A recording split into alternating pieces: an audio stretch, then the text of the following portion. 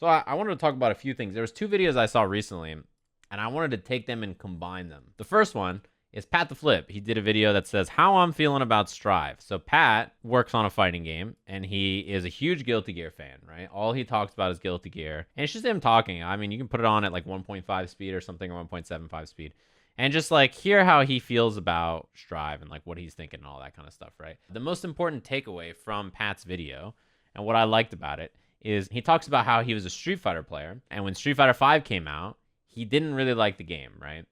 But he was like, I'm a Street Fighter player. I have to play Street Fighter 5. It's like the game everybody's playing. He was playing Guilty Gear at the time, and he was like, I like playing Guilty Gear, and this game makes me happy, but I'm a Street Fighter player. I gotta play Street Fighter, right? So he's just playing Street Fighter 5 and having a miserable time. And I think the most important takeaway there is that this happens to people all the time. They don't know how to let go. And I think it is very difficult to do, especially if you play popular games. If you're a big fan of fighting games, and you just cannot get behind the new Tekken, right? Or you cannot get behind Street Fighter 5, right? You should just play the games that you really care about and you like. It is hard to do, to drag yourself away, but I think that now is a great time to do it. People are talking about playing VSAV or Super Turbo or the Alpha games. People are talking about playing Marvel 2 again. People are playing like all kinds of games and just trying them out because like, why not? There's not really an incentive to grind for tours. And what else are you going to do? There's no offline events to play for and like grind for and stuff, right? When I got into fighting games, I liked Capcom games. I was a Street Fighter 4 and Marvel 3 fan. But what got me into competing was Injustice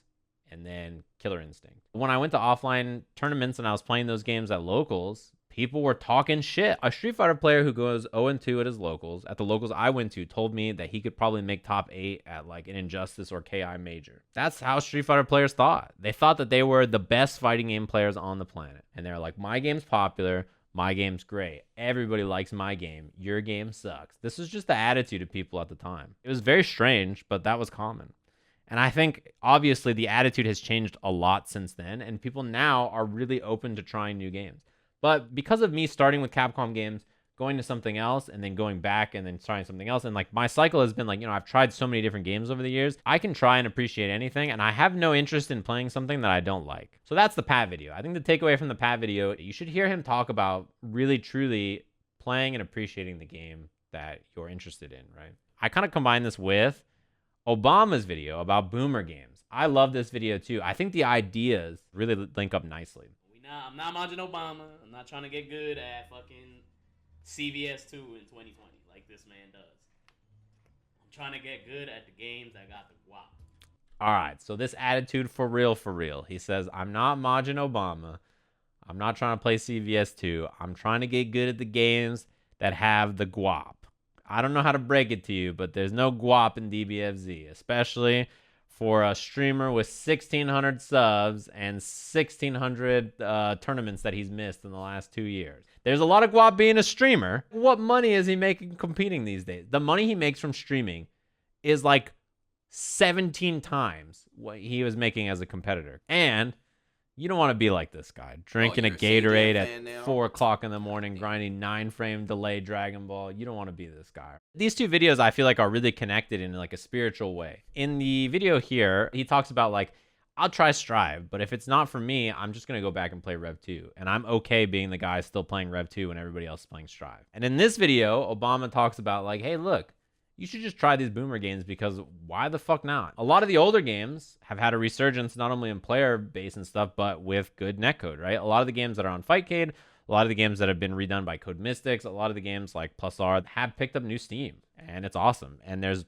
plenty of new players jumping into an old game. So I think that at this time, playing old games is tight because you might not realize this, but there's like a strong chance that you have not played your favorite fighting game. In fact, there's a good chance that your favorite fighting game came out a while ago. It could be a game that hasn't come out yet as well. That could have happened. But there could be something you find in an older game that you just love.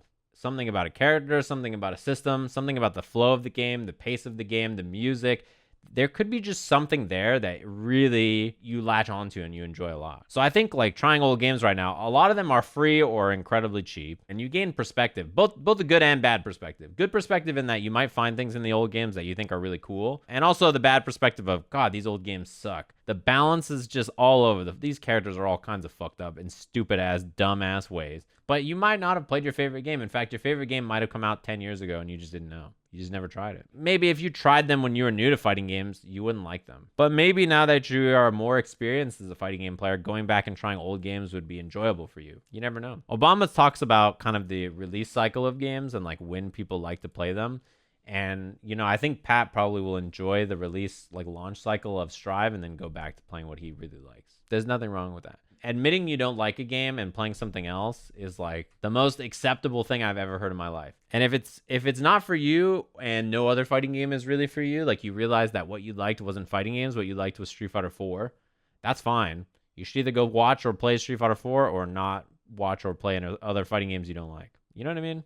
It's not that hard. Listen. I remember seeing people say, Sajam's going to be a Dragon Ball commentator. He's going to steal all this work from everybody. Everybody who shared that sentiment was interested in the game for like a month and then they just checked out. Meanwhile, I was there for forever. Look, I'll tell you, if you are worried that I'm going to take a Guilty Gear job from you or something, I'll be honest, it's very easy. Just be a better commentator than me. If that's what your fear is, just be better. It worked for me.